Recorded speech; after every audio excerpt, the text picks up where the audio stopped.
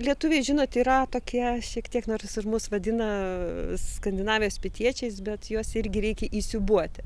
Tai šitam darbė jau dirbu 14 metų ir matau, kad ir lietuvių stereotipas atostogų keičiasi. Jeigu anksčiau tik būdavo, atvažiuoti į ežerus pasimaudyti ir tuo ir baigdavos, be abejo, dabar yra pastebim ir mus tai džiugina šeimyninis poilsis. Ir tos pačios vaikų stovyklos labai populiarios yra ir atvažiuoja ir taip pat pakeliauti po apylinkes. Juos vien tik tai užstatytos parkavimo aikštelės senamiesty netenkina. Tai yra ir dviračių daugiausia turizmas, ypatingai populiarėja paskutiniais metais, jodinėjimas, irklavimas turistiniais laiveliais. Tai džiugu, kad laukiam jaunų šeimų. O lietuviai ir Lietuvon atvykę turistai jau artimiausiu metu galės apsilankyti ne tik tradiciniuose renginiuose, bet pamatys ir nemažai naujovių. Pamatys tai, kad savaitgaliais Karaimų gatvė tapo pėsčiųjų alėja. Pamatys tai, kad atvažiavę kiekvieną savaitgalį trakiečiai turės galimybę sudalyvauti viename ar kitame kultūrinėme renginyje. Nes Trakuose kiekvieną savaitgalį vyks kultūriniai projektai. Pamatys tai, jog Trakuose bus galimybė išsinuomoti dviračius. Pamatys tai, jog Trakuose, manau, Liepos mėnesį atsiras 14 prieplaukų, tai galimybė ant jų pasėdėti, pasigrožėti pilimi, puikia gamta. Pamatys tai, kad vasaros pabaigai, ko gero, turėsime jau puikiai įrengtą akmenos paplūdimį. Tai taip, kad iš karto atsiprašau už laikinus nepatogumus vasaros laikotarpiu, tačiau turistų nepatogumas bus apvainikuotas, kad turėsime puikiai įrengtą akmenos pliažą. Sekančiais metais pamatys tai, kad turėsime puikiai įrengtą polinį tiltą į Žemaitės gatvę. Ir aš manau, kad pamatys gražų gėlėse paskendusi miestą su daugybė gerai nusiteikusių žmonių. Kad transportas taptų gerybė, o ne blogybė, tai ir bandysime, kad transportas taptų ekologiniu transportu. Tai reiškia, kad bandysime, tikrai sieksime plėsti dviračio takų infrastruktūrą, sieksime atgaivinti vandens kelią, kuris prieš karinių laikotarpių puikiausiai funkcionavo. Ir be abejo bandysime tikrai Trakų siekiamybė, tai būtent iš kurortinės vietovės tapti kurortų. Tai, kaip žinote, šiandien dienai Trakam trūksta, tai būtent mineralinio vandens, bet jau pradėjome mineralinio vandens žvalgymo studiją, ir be abejo aplinkelio. Tai aplinkelio teritorinio planavimo dokumentai irgi jau yra pradėti rengti. Tai taip, kad ir pagrindinį transportą tiesiog nukreipsime nuo Trakų. Ir Trakai taps ekologinio transporto miestu. Turėsim šiemet ir kultūrinių renginių, tokių pasaulinio masto renginių, kurie, sakykime, galėčiau paminėti, kaip turėsim baletą Gulbių ežeras, kuris vyks ant tikro ežero, pilies fone 29 birželio. Toliau turėsim pasaulio irklavimo jaunių čempionatą, kuris irgi iš tikrųjų bus didelis renginys, pasaulinio masto renginys. Tai ir sportas, ir kultūra, ir turizmas, visi šitie dalykai viename, iš tikrųjų jie ir Trakam atneša naudos, garsina mūsų šalį, garsina mūsų kraštą ir Trakų rajoną kartu.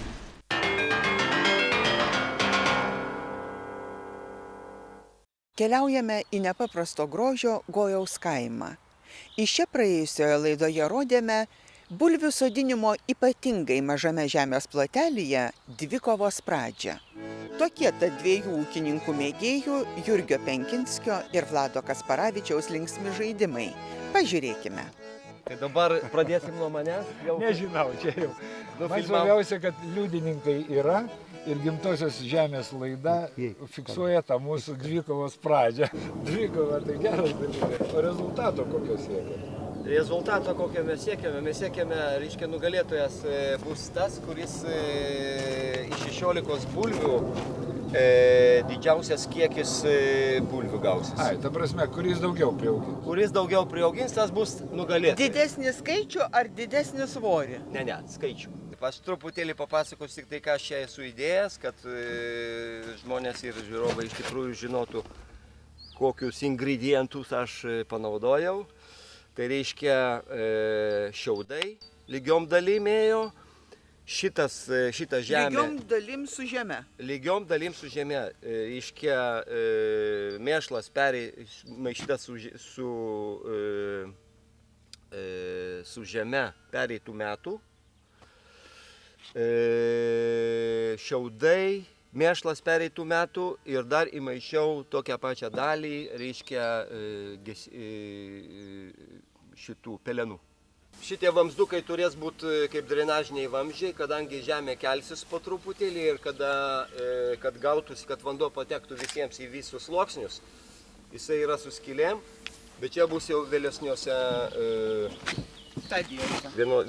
stadijose.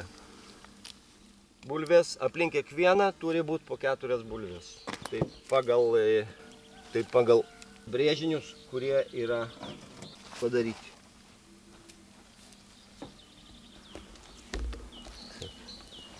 Bet negiliai į žemę. Negiliai. Vos.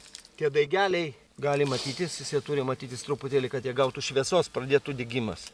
Daigeliai augs, kada prasidės lapai. Aš turėsiu, kada jie augs apytikriai tokio, gal kokie 20-15 cm. Aš turėsiu uždėti ant jų, neužkasti visiškai, bet uždėti apkaupti juos su nauju žemės sluoksniu. Tik žemės ar vėl? Ne, vėl eis vėl tokia pati ryškia struktūra. Nes čia yra labai svarbus tas santykis, kurį aš šį kartą bandau. O žiūrėk, tu jau pernai, kai sodinai, tai ne tas buvo. Ne, mano žemė šita buvo, jinai per riebi, buvo per sunki. Ir todėl apatiniai sluoksniai visi susitrombavo nuo svorio. Šiemet aš specialiai stengiausi palengvinti. Nes kuo aukščiau aš kelsiu juos, tuo svoris apačioj didės. Ir dėl to aš įmaišiau čia šitos šiaudų. Dabar gerai, dabar mes palaistysim jas dar. Dar kartą. Ir tada paliksime Dievo valiai. Pagal pereitų metų eigą, tai apytikrai man tokį sluoksnį kiekvieną kartą reikės papilti. O dabar žiūrėk, Jurgeli, svarbi mūsų dvikovos, manau, detalė yra ta, o kada kasime? Kada kasime, kada bus bulvinojus. Dar ko nepasakiau. Pernai buvo taip pat padarytos tokios klaidos. Aš truputėlį ištobulinau šitą. Apačia buvo visiškai aklinai atjungta nuo žemės. Apačia šito kubilo. Ir dėl to vanduo negalėjo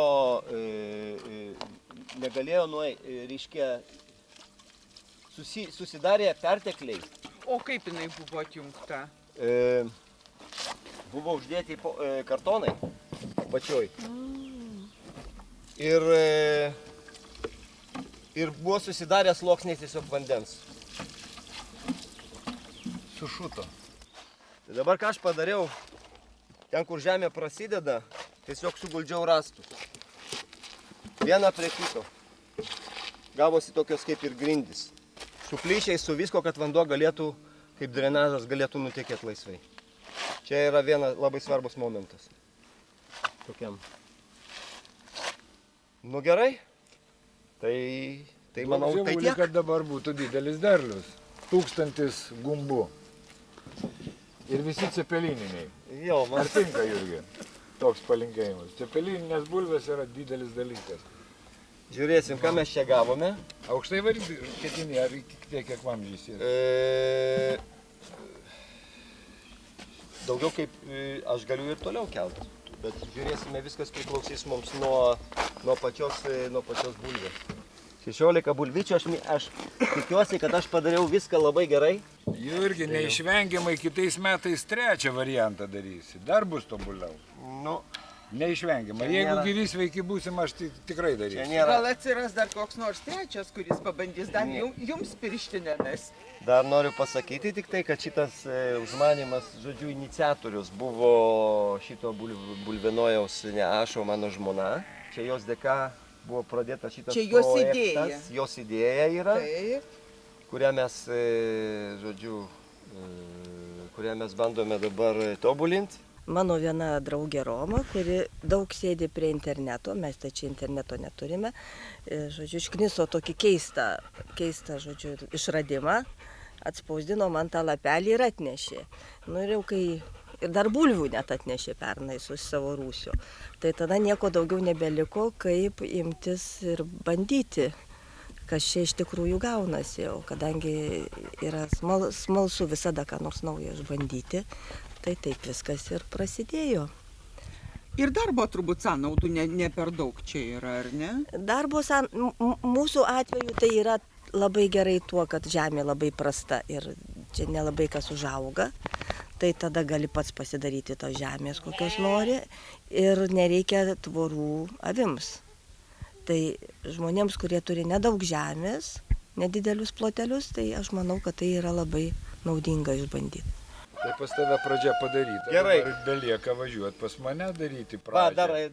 dar ko nepasakiau, mėšlas, kompostas, kuris buvo padarytas iš sliekų, olandiškų, ne bet kokių.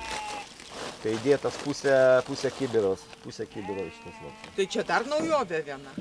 Čia ne naujovė, tiesiog man vienas mano kaimynas, geras draugas, pasiūlė įdėti to mėšlo nuo sliekų. Žodžiu, buvo sudėti tenai visos atliekos Ir manot, kad čia bus labai gera trąša.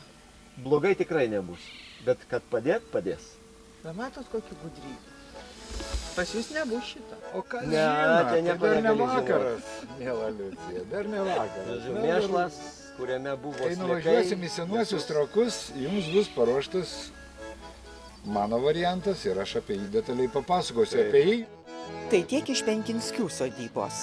O mes keliamės į senuosius trakus.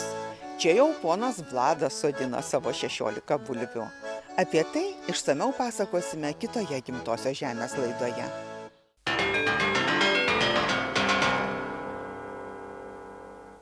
Praėjusioje laidoje jūsų klausėme, ar reikia Lietuvoje leisti auginti tradicinį lietuvišką augalą sėjamasias kanapes. Dauguma jūsų atsakėte, kad reikia leisti, bet mes, sąjūdis, žmonės, katalikų bažnyčia, visuomeninės organizacijas, tėvų ir vaikų komitetai, nelabai būtumėme prieš tas kanapes. Tačiau matome didelį galimybę po tą priedangą auginti psichotropinės kanapes.